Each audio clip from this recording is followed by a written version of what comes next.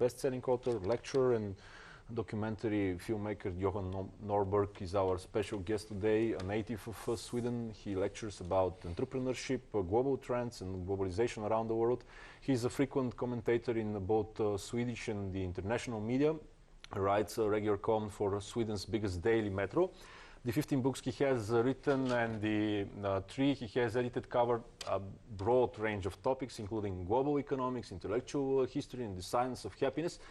Johan Norberg is a senior fellow at the K2 Institute in Washington, D.C., and a senior fellow at the European Center for International Political Economy in Brussels. Hello, Mr. Norberg. You wrote a bestseller about the financial crisis, financial fiasco. Is the crisis over? Did we understand what really happened after all?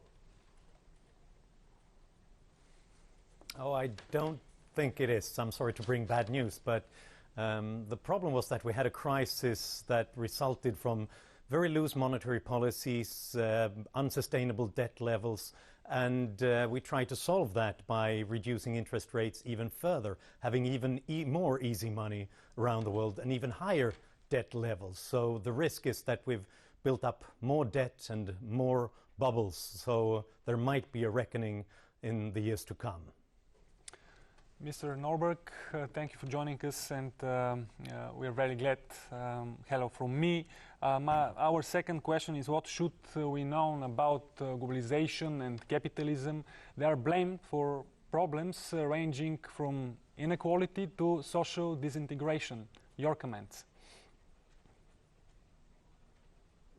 Well, the first thing we have to understand about globalization and global capitalism is that basically every second that we talk about these things, 3 people rise out of extreme poverty.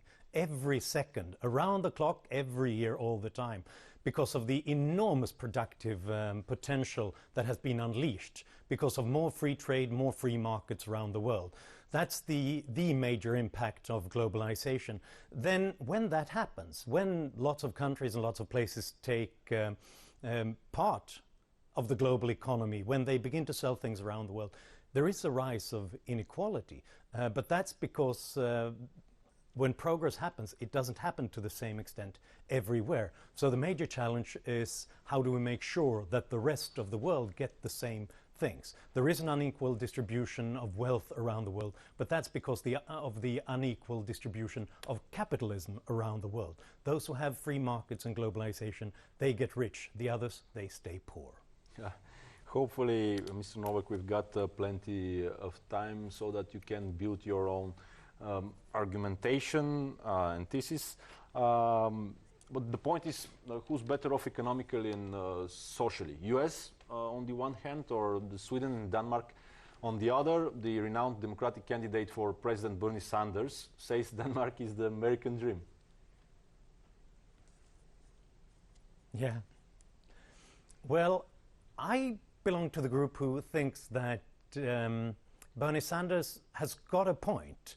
There are things that the United States should learn from Sweden and from the Scandinavian model, but it's not really the things that he's thinking about. It's more things like Sweden and the Scandinavian countries have historically very open economies, companies constantly exposed to international competition and free trade, which means that we've always had to increase productivity and be very innovative to be able to sell goods around the world. And apparently that's not what Bernie Sanders is thinking of when he's thinking of these things. He's thinking of the redistributive welfare states, high taxes and other things. But then I think he needs a history lesson because there are parts of the Swedish economy that works very well, but they are the globalized parts. Whereas when we go to the public sector, when we look at many of these public programs, we've got huge problems, and we're building up many, many problems in the future as well. Mr. Norberg, we've seen a lot of state failures in providing even basic services. However, Sweden and other Scandinavian countries are often cited as examples of success stories for the socialist model. Is it right? Well, I think that the history lesson that people need to get is that the Scandinavian model was developed in the mid-19th century. That was the start of it. And that was a very open economy, a very open society built on innovative businesses and constant participation in the global economy, and a very limited government. Sweden began to develop dramatically in the late 19th century, and the fastest era of progress was really until the First World War. And that was an era when the Swedish government only consumed 6% of GDP. 6% of GDP. It was an incredibly limited government with a very open economy and constantly lots of competition. And it continued being in that way when we built the institutions that have created low corruption, a lot of public trust, those things that many countries envy, Sweden. And the welfare state, the socialist parts of the economy, didn't start to develop until basically the 1970s. By then, Sweden was already one of the richest countries on the planet. It was already one of the lowest corruption places on the planet. So if you want to be where Sweden was then, you really shouldn't do what Sweden did in the 1970s, but what Sweden did before the 1970s. What happened afterwards was that the government grew dramatically, we regulated the labor market, we increased taxes dramatically, and that was the era when Sweden began to lag behind other similar countries and lag behind its peers. And growth began to slow in the 1980s only because of a debt-fueled, inflation-fueled boom. Something happened, but that collapsed dramatically in the early 1990s. So at that time, even the Social Democrats in Sweden understood that we had to go back to basics in Sweden. We had to begin to reform the economy, we have to begin to open up new markets. And we did in many ways deregulated, had private providers in the public sector, school vouchers so that private schools could compete, and we began to lower taxes and benefit levels. And after that, Sweden began to be a success story again. So you really have to be very cautious when you're trying to draw lessons from Sweden's success. Because yes, Sweden is a successful country, but you have to look at the parts that created that success and not the ones that almost ruined it. But nowadays, is there a free market in Sweden as compared to what you just said about the past? Well, if you look at the economy, if you look at product markets, when you look at competition, Sweden is a very free country compared to its peers, at least. When you look at things like general competition for businesses, the ease of doing business, regulation and so on, Sweden is more economically open than most European countries and North American countries as well. But the country tries to socialize from the consumption side. So we have very high taxes and often very high taxes on low incomes and middle incomes, and then provide people with lots of public services. And that's a historical legacy from the 1970s and the 1980s, when that began to expand, when they began to socialize savings and those things. So in that way, it's a very mixed economy with mixed results as well, because many Social Democrats said that we could do that in Sweden because we have a very strong, traditionally, labor and work ethic. People want to work. There's a social pressure. You should always go to work even though you could live on benefits, because it was ugly to live on any kind of social benefits. And that lasted for several generations. But the problem is that those morals, those ethics, that kind of work ethic has to be supported by economic incentives in order to last. So what we're seeing in Sweden right now is that we do have a lot of problems with labor participation. We have a lot of unemployment when it comes to young people who haven't faced the same kind of economic incentives, and among immigrants who come here and suddenly face an incentive where it's very difficult to work and get a job, especially if you're not very productive, and at the same time very easy to get social benefits. So we are creating huge problems in the future, and that's not the part of the Swedish model that anyone should try to emulate. You've touched that, but could you expand a little further about the main driver for Sweden's economic success, and how did it kick into action. We would like to understand the spirit behind that, the ideology, if you wish.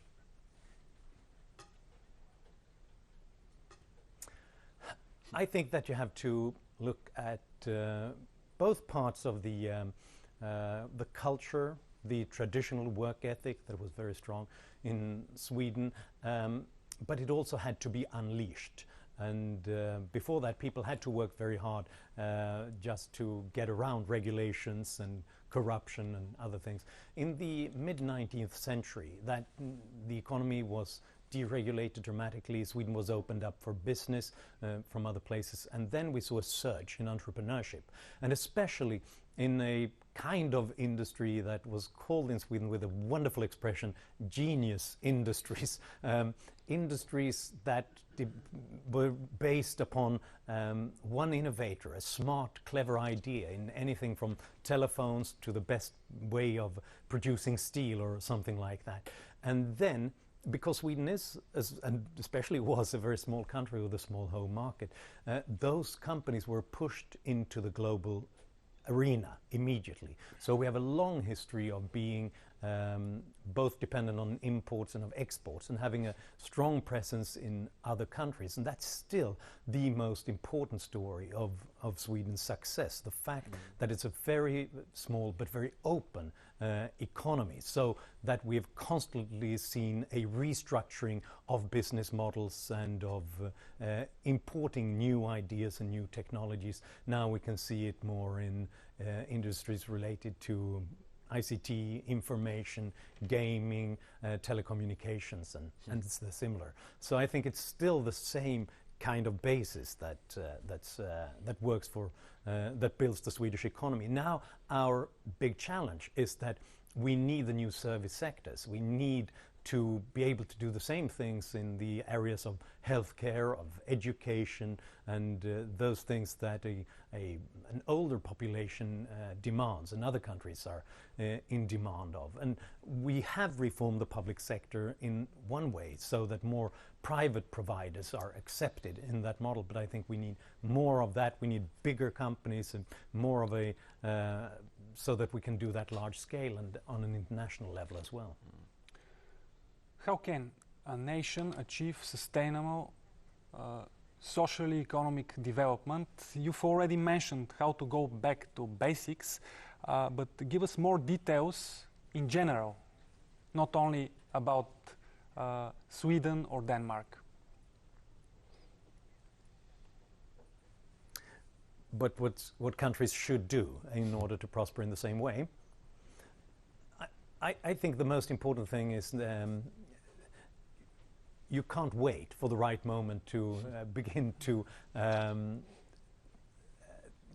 take part in the global economy, to really start to be exposed to market pressure, because only that pressure will force your companies to be more productive, to look for the new innovations, to the better business models, and so on. Many countries are sort of waiting and think that they could protect certain industries or hide behind tariffs or something like that, wait for the right moment. That's like the fool in the old story who did not want to go into the water before he had learned how to swim.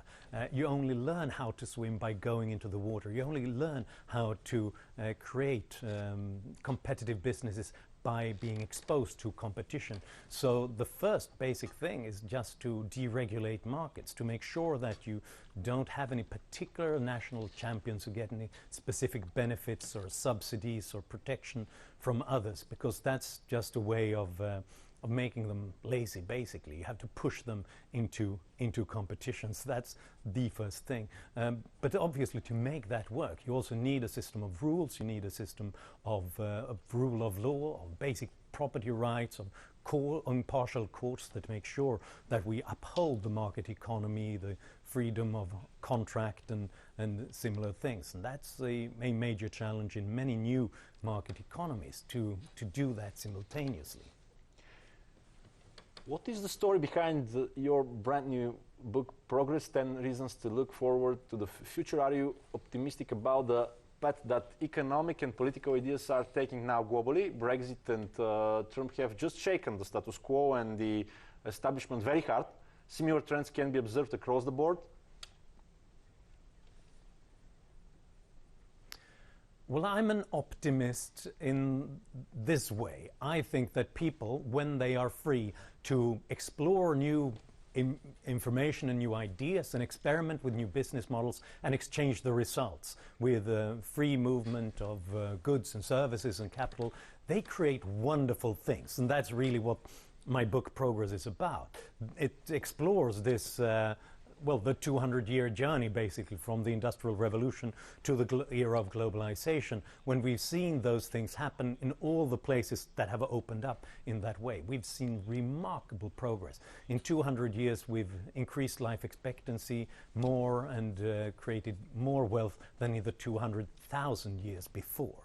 But I'm not necessarily optimistic that politicians will always give us that kind of freedom.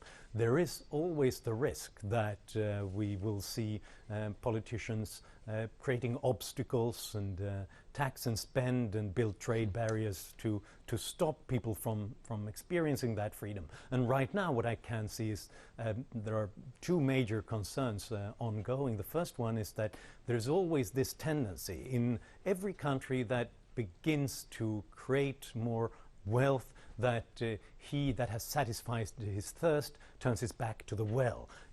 You tend to forget that you need those businesses and that those competitive businesses in order to prosper, and then you begin to regulate, you begin to tax and spend too much, and that's always a fear that we have. The other thing is that now we have a populist insurgency in Europe, in the United States and in other places, which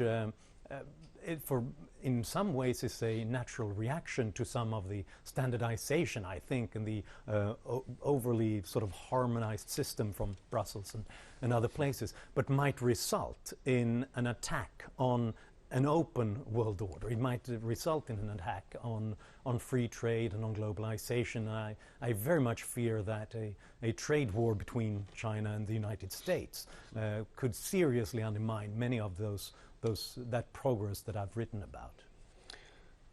Mr. Norberg, you've already mentioned around 70s in Sweden. The ratio between government spending to GDP was around 6%. What about nowadays? What reduction is possible? Not what reduction we want, but what reduction is possible, politically possible? Yeah, that's a very good question. Sweden has really moved around quite a bit, quite dramatically. In the 1950s, the public sector and taxes in Sweden were lower than in the United States and in other Western European countries. And that was the moment when we made the most progress. But then it increased dramatically, especially during the 1970s and 1980s. It basically doubled. And in the early 1990s, we had a government consumed more than 70% of GDP. Which was the moment when we had our most severe crisis. Now we're getting back to around 50% or something like that. I think that, personally, I think that what the government needs to do is basically take sure of the basic structure that no one else can take care of, basically the night watchman state and similar public goods, and that wouldn't entail a very, very big government. But the problem is that many of these programs, social programs, social security, that I think could be privatized and they could be replaced by personal accounts, people buying insurance and so on. People are now very dependent on those systems, and they think that any kind of threat to it would be a threat to their own security and their own safety. So politically, it's very difficult to do anything about that. It's easier to lower specific benefits and benefits that are specifically directed to the poor in Sweden or the unemployed. But it's very difficult to do anything about the systems that the middle class is depend upon. So I'd say that it's few in the party political system would propose anything that would make the government go below 40% of GDP today. Something very topical, Mr. Norberg. what about the EU's plan to introduce a universal basic income?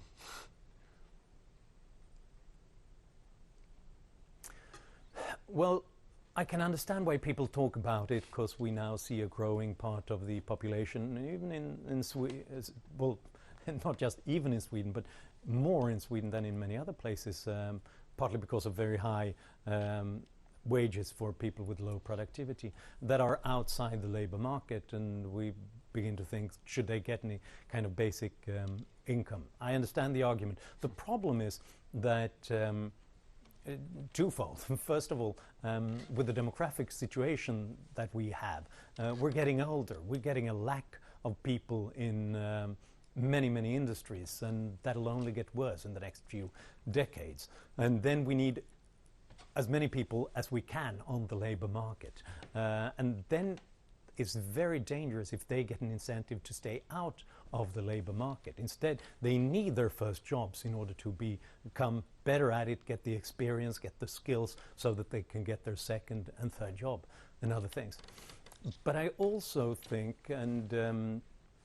that there is something that being in a workplace, being an active citizen who has a specific responsibility for particular things is an important thing. We can see that being unemployed is not just an economic problem. It also hurts your self-esteem. It ruins